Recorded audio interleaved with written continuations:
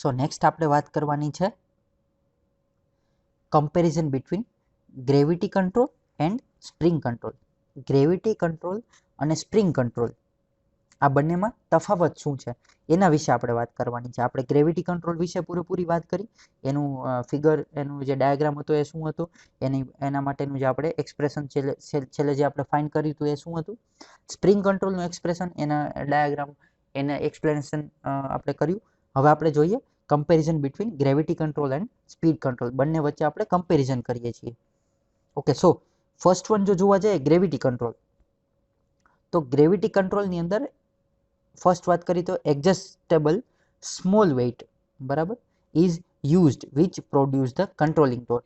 Adjustable નાનકડા આપણે વેઇટનો use કરીએ છીએ કંટ્રોલિંગ ટોર્ક મેળવવા માટે. જ્યારે સ્પ્રિંગ કંટ્રોલની અંદર શું છે, આપણે હેર પિનનો યુઝ કરીએ છીએ અથવા તો પિનનો યુઝ કરીએ છીએ, સ્પ્રિંગનો યુઝ કરીએ છીએ કંટ્રોલને મેળવવા માટે. તો પહેલી વાત તો એ થઈ. નેક્સ્ટ વાત કરીએ, ઓકે, તો controlling torque can be varied.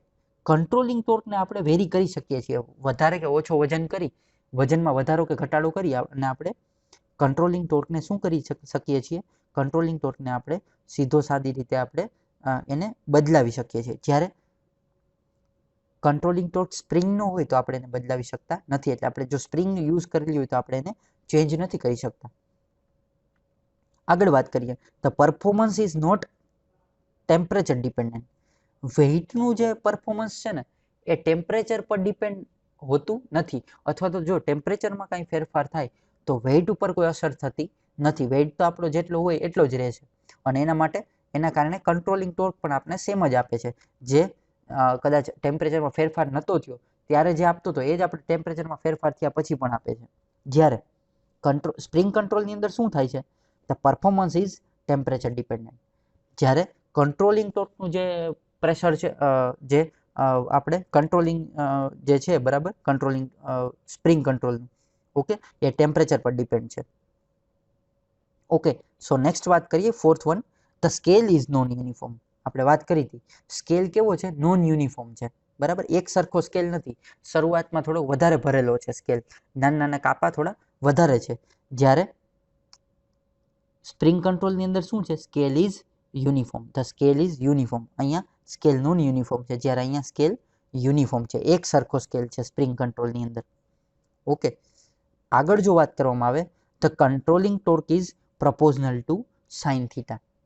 Controlling torque જે છે, ફિફ્થ વન આપણે જોઈએ તો કંટ્રોલિંગ ટોર્ક જે છે એ કેવું છે, સાઇન થીટાના પ્રમાણમાં ચલે છે. એનું વિધેય જે છે આપણે વાત કરી હતી સાઇન થીટાના પ્રમાણમાં ચલે છે. જ્યારે સ્પ્રિંગ કંટ્રોલની અંદર શું છે, સ્પ્રિંગ કંટ્રોલ, ગ્રેવિટી કંટ્રોલની અંદર આપણે સાઇન થીટાના પ્રમાણમાં ચાલે છે. જ્યારે સ્પ્રિંગ કંટ્રોલની અંદર torque is proportional to theta. જ્યારે સ્પ્રિંગ કંટ્રોલની અંદર ટોર્ક જે છે થીટાના પ્રમાણમાં ચલે છે. આગળ વાત કરવામાં આવે, so the reading can be taken accurately. 6 number આપણે જોઈએ તો ગ્રેવિટી કંટ્રોલની અંદર જે રીડિંગ છે એ કેવું છે, it not the reading can not be taken accurately. એટલે કે રીડિંગને આપણે એક્યુરેટલી લઈ શકીએ નહીં. ઓકે, નોન યુનિફોર્મ સ્કેલ હોવાને લીધે ખાસ તો શરૂઆતમાં તો ખાસ, બરાબર. જ્યારે સ્પ્રિંગ કંટ્રોલની અંદર the reading can be taken very accurately. જ્યારે સ્પ્રિંગ કંટ્રોલની અંદર આપણે ખૂબ જ સરસ રીતે, સારી રીતે આપણે જે રીડિંગ છે એને એક્યુરેટલી લઈ શકીએ છીએ. આગળ વાત કરીએ, સાતમો ટોપિક છે આપણો, 7 topic is the system can be used in vertical position only.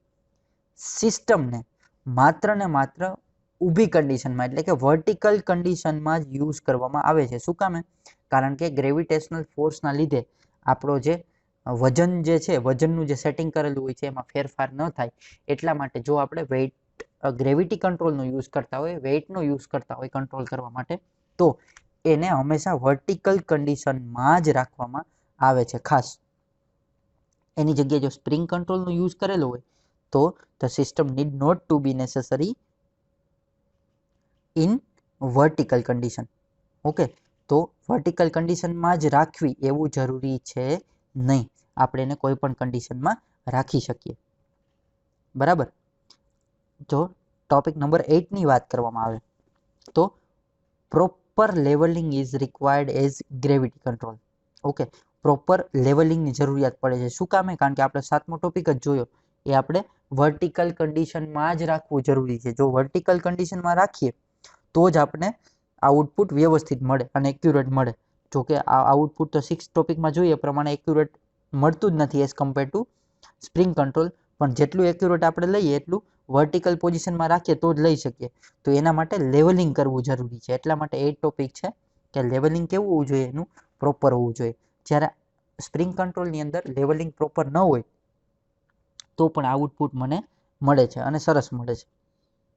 Okay, then next one, 9th one, simple cheap but delicate. બરાબર, સિમ્પલ છે, એનું કન્સ્ટ્રક્શન જોવા જઈએ તો સિમ્પલ છે. ઓકે, બરાબર. ચીપ છે, સસ્તું છે, બટ ડેલિકેટ છે, એટલે કે એમાં કેવું છે, એમાં તરત જ ફેરફાર થઈ જાય છે. આપણે જો થોડો કંઈ ફેરફાર કરીએ, ડેલિકેટ છે, નાજુક છે એવું કહી શકાય. બરાબર, એમાં જો આપણે કોઈ એને ઇન્સ્ટ્રુમેન્ટને હલાવી દઈએ, બરાબર, એને આપણે મૂવ કરીએ થોડું કંઈ, બરાબર, તો એના રીડિંગમાં ફેરફાર થઈ શકે છે, એટલે ડેલિકેટ છે. બરાબર, અથવા તો નાજુક છે. જ્યારે કંટ્રોલિંગ ટોર્ક જે તમારો છે અથવા કંટ્રોલિંગ આપણે જે સ્પ્રિંગ કંટ્રોલ મેળવીએ છીએ તો સ્પ્રિંગ કંટ્રોલ કેવું છે તો કે સિમ્પલ છે બટ ડેલિકેટ નથી, રિજિડ છે. બરાબર, રબસ્ટ છે, મજબૂત છે. ઓકે, પણ કોસ્ટલીયર છે compare to gravity control. Gravity કંટ્રોલની કમ્પેરમાં જો વાત કરીએ તો થોડું વધારે મોંઘું છે. બરાબર, એની કોસ્ટ જે છે એ વધારે છે. Than next one and last one, 10th one, rarely use for the indicating and portable instrument.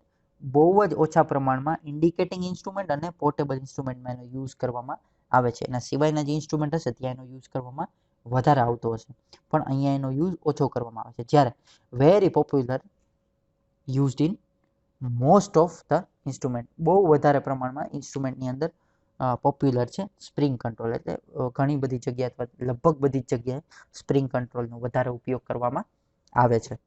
Okay, સો આ આપણું હતું ગ્રેવિટી કંટ્રોલ અને સ્પ્રિંગ કંટ્રોલ. એકવાર રિવાઇઝ કરી લઈએ તો એક તો એડજસ્ટેબલ ઓછું છે, બરાબર, અથવા તો એડજસ્ટેબલ સ્મોલ વેઇટ, બરાબર, is used which is produce the controlling torque. બરાબર, વેઇટની ઓછી વેઇટનો આપણે યુઝ કરીએ છીએ, અહીંયા સ્પ્રિંગનો યુઝ કરીએ છીએ. આમાં કંટ્રોલિંગ ટોર્ક વેરાઇડ થાય છે, એટલે કે આપણે બદલાવી શકાય, જ્યારે સ્પ્રિંગ કંટ્રોલને બદલાવી શકાતું નથી. બરાબર, પરફોર્મન્સ કેવું છે તો કે ટેમ્પરેચર પર ડિપેન્ડ નથી, જ્યારે સ્પ્રિંગ કંટ્રોલનું ટેમ્પરેચર પર ડિપેન્ડ છે, એટલે કે એની લિમિટેશન છે. બરાબર, scale is known uniform, scale is uniform. Okay, scale એક સરખો નથી, આમાં સ્કેલ એક સરખો છે, એટલે એ બેમાં પણ ડિફરન્સ છે, તો એ સ્પ્રિંગ કંટ્રોલનો ફાયદો કહેવાય. Okay, the controlling torque is proportional to sine theta, જ્યારે આમાં controlling torque proportional to theta, એટલા માટે સ્કેલ યુનિફોર્મ છે. ઓકે, ગ્રેવિટી કંટ્રોલની અંદર જે રીડિંગ છે એ can not be taken accurately લઈ શકાતું નથી, જ્યારે સ્પ્રિંગ કંટ્રોલમાં એક્યુરેટ લઈ શકાય છે. The system must be used in vertical position only, માત્ર ને માત્ર વર્ટિકલ પોઝિશનમાં જ એનો યુઝ કરવામાં આવે છે.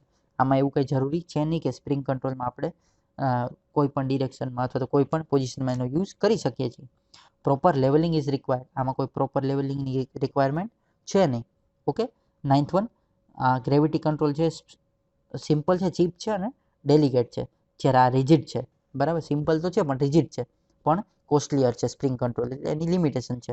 પણ તો પણ ઘણી બધી જગ્યાએ આપણે ગ્રેવિટી કંટ્રોલનો યુઝ કરતા નથી, અથવા તો રેરલી એનો યુઝ કરવામાં આવે, જ્યારે પોપ્યુલારિટી સ્પ્રિંગ કંટ્રોલની વધારે છે, વધારે પ્રમાણમાં આપણે સ્પ્રિંગ કંટ્રોલનો યુઝ કરવામાં આવે છે. તો આ બંને હતા ગ્રેવિટી કંટ્રોલ અને સ્પ્રિંગ કંટ્રોલના કમ્પેરિઝન, અથવા તો એડવાન્ટેજીસ અને ડિસએડવાન્ટેજીસ પણ આના પરથી આપણે લખી શકીએ. ઓકે.